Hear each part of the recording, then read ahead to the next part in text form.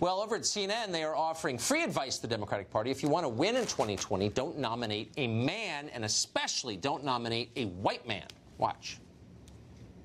I will point out, though, another white male. I'm very suspect of that this year going into a Democratic primary with women doing well in the African-American base of the Democratic Party. I'm not sure it's the time to nominate a white man.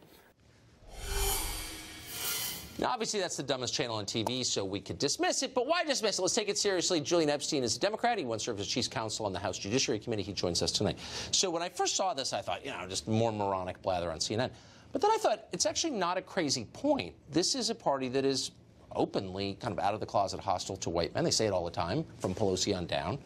So actually, how can the Democratic Party nominate a white man in 2020? Seriously. I mean, well, in fairness to CNN, that was one commentator. I don't know that reflects the view of CNN. I think that's a silly thing to say. I think it's the idea of a litmus test, whether it's gender or race, is completely un-American. I also think it's dumb politics. I hope it's un-American to judge people on their immutable characteristics. You're going to have a tough time in the Democratic Party right now. I think so. I think there's some, maybe that may be true for certain Democrats, but I don't think it's true for all. And look, I mean, I think, look, it would be wonderful to have a woman as president. Indira Gandhi was great for India. Golda Meir was great for... Indira Gandhi. Golda Meir was great for Israel. Margaret Thatcher, I didn't like her politics, was great for the UK. Yeah.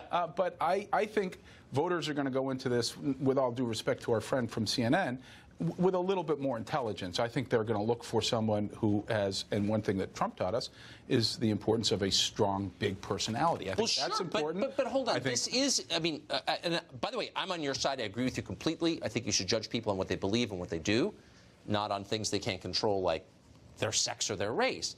But up and down the party, Alexandria Ocasio-Cortez won that congressional seat in part because she said there's a white guy holding a seat in a district that's not majority white guy. Don't vote for him. I mean, this is a central belief in the Democratic Party 2018. So honestly, how could you have Joe Biden, for example? See if we can agree on this point.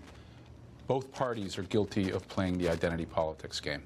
I mean, that happens on the political right and it happens on the political left. Have you ever heard a Republican running for office who said, do not vote for my opponent because the opponent is the wrong color? I've never heard that. I don't know, and I don't know that Democrats have said that. Ocasio-Cortez said that. And I don't know the particular quote you're speaking about, but I don't think it reflects mainstream thinking inside the Democratic Party. I think, look, Barack Obama and Bill Clinton won the White House because they were able to, they had strong personalities, they were young, exciting candidates, they were able to speak to the middle class. It's been in recession for 30 years. They were from completely different backgrounds and different races. I mean, I think the intelligent people in both parties don't think about playing the race card. I hope you're right. They don't think about using, necessarily immigration as dog whistle. There's all kinds of ways that you can play identity politics. But do you think... and I don't think it's good for the country, and I don't think it's smart politics anymore. It's terrible for the country. But I don't think it's smart politics. I do think it happens on both sides. I think it's bad politics. Well, it's certainly explicit on the Democratic side. Do you really think if Mitch Landrieu winds up the nominee, and who I love. Yeah, okay. Yeah. Hasn't made that city better, but whatever. Well, he's a nice guy. We can have that conversation. But if Mitch Landrieu's a nominee, people are going to say, you know what? We don't care that he's a white guy. I just don't believe that. I hope you're right. I hope we're at the point where voters, Democratic voters and independent voters are looking at who the candidate is, what kind of excitement they bring. Are they speaking to the middle class? Are they speaking to the major problems we have? The China problem, which you and You're going to need to switch parties. Julian Epstein, wait till Are they talking about things that people... Look, I agree with you, but I mean, look, I just don't see any evidence that you're right. The bases in both political parties, the base in the Republican Party is probably 15% of all voters. Base in the Democratic Party, probably 15% of all voters. That means there's 70% who are pragmatic, practical, if we can get beyond solutions. The bean counting in this election, it will be a great service to the country, I think. Thank you very much. Okay, good to see you. Thank you. You too.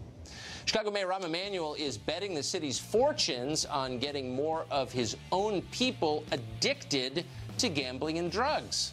That's the answer to the fiscal crisis. Moron. More on that after the break.